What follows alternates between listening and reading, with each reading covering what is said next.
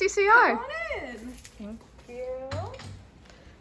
What's with the apron? Oh, I'm just baking some brownies right now. Oh, okay.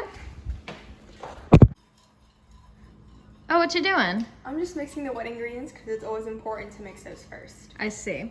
How does your product use or challenge conventions, and does it represent social groups or issues?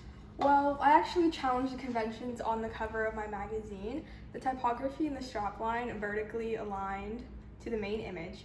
And I further challenged these conventions by having the masthead and the main image connect through the caramel drizzle and the I in Baking Plus. But I mostly followed the conventions because I feel that a baking magazine should be easy to read and follow. And I feel like following the conventions will lead to an easy, readable magazine. For example, in the TOC, I made my articles evenly spaced out so that way readers can just skim through and flip to the page they want to go to. And on the left side with the images, I spaced them out and put blue lines in between them. So that way it mimics and balances the right side of the TOC. I also followed the conventions on my DPS. To address the social groups, I made a keto section on the TOC. The reason I decided to do a keto section is because I myself have been doing keto for a year now, and I realized the thing I miss most was baked goods. And so I decided to start researching into what I can eat and how I can make these goods while still following keto. And so I want my readers to know that you can still have a healthy lifestyle and enjoy all of this.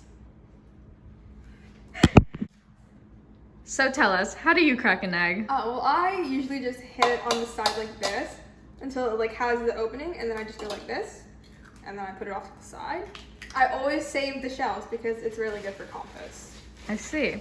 And how does your product engage with audiences, and how would it be distributed as a real media text?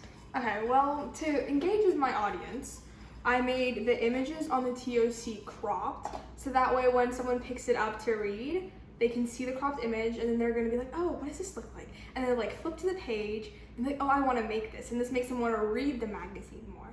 And to further engage with them, I wrote an editor's letter in there because I want them to feel like they know me and why I enjoy baking and why I want them to bake, because it creates such fun memories with the people you love. And then I want to get a little more personal. So I have social media on like Instagram and Twitter where I just like post pictures of what I've baked and everything. And then I also have a website. And I actually got inspiration from the Food Network magazine to make this. And on the website, I have the recipes and I have video tutorials on how to do it in case someone has like an ability where they can't like read or maybe, and they like listen to the video and try to follow along. And for the distribution, I am planning to do it print and online. For print, I'll have it in supermarkets such as like Publix, Walmart, or Target. I feel like this is a good place because if you pick up the magazine and let's say you want to make something and you flip and you see the ingredients and you're missing something, you're already at the supermarket. So you can go, grab it, and check out. And I'm gonna have it by the checkout area because everyone has to check out at the store. And with my magazine, I'm not trying to target any specific demographics because baking is for everyone and I want everyone to enjoy that. And then I'm also gonna have it online because as we all know, we're going through a pandemic right now. And by having it online, you can just Google the recipe you want. You don't have to go out in case you don't want to risk it. And this way, everyone can like access the magazine. I love it. Okay, the batter's all mixed now, so there's that. Okay, great. So how did your production skills develop throughout this project? Okay, so the start of this project, I thought making a magazine was like super easy. You just write some stuff and you're done. I didn't know it required this much effort and like detail. So I would say my production skills have like improved immensely over this project. The first way was through Lucid Press. And this was where we had to make the spreads for the magazine. So to improve my skills, I did practice spreads. My first spread, the typography was all off, like they didn't match each other. The pictures weren't aligned, there was like pictures it made no sense. And the whole feel of it was just off. So what I did was I just kept practicing and practicing. And as over time, I learned more about like color theory, about how to use the grids properly on Lucid Press, and about like serif and non-serif fonts. And eventually I finally got the hang of it and everything just looked neat and like it was just one whole spread. Another thing I had to use was Pixlr Editor. Now I have had experience in Photoshop, but because of the pandemic, we didn't have access to that, so I had to learn how to use Pixlr.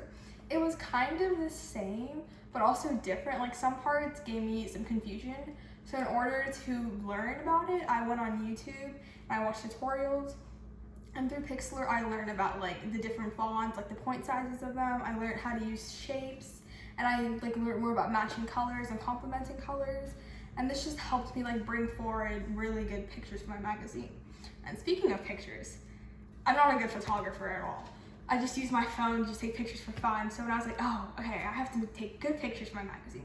So I learned about the composition rules, such as like depth of field, framing, and rule of thirds. So once I learned about these, like my pictures immediately got better.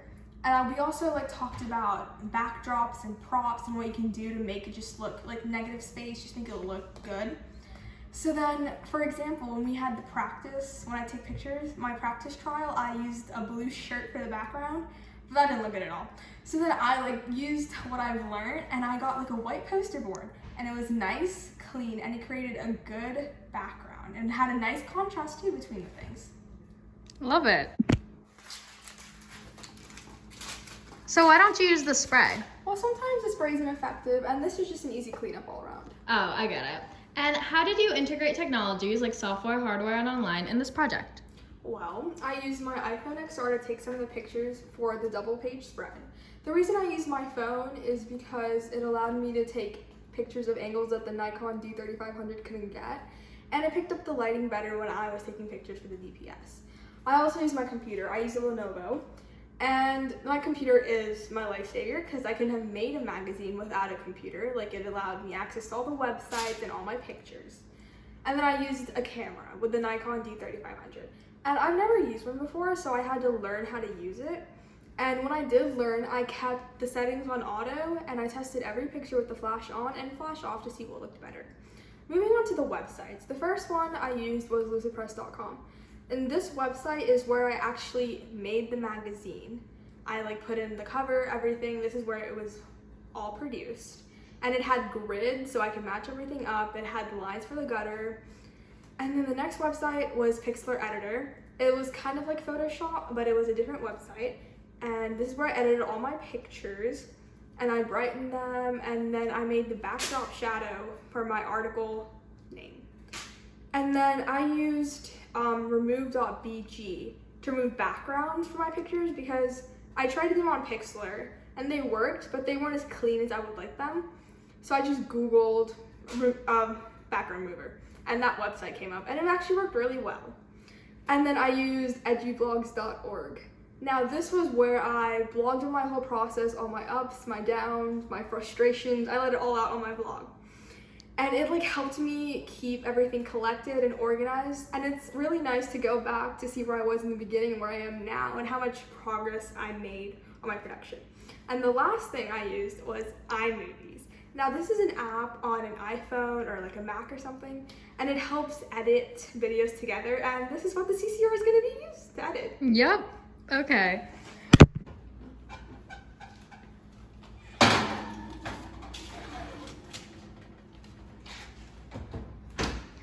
Okay, great. So brownies are done and my questions are done. Now we just wait. Well, brownies are done. I'll put them on a plate for you. Thanks. All right, here are your brownies. Thank you. Have a nice day. You too. Bye.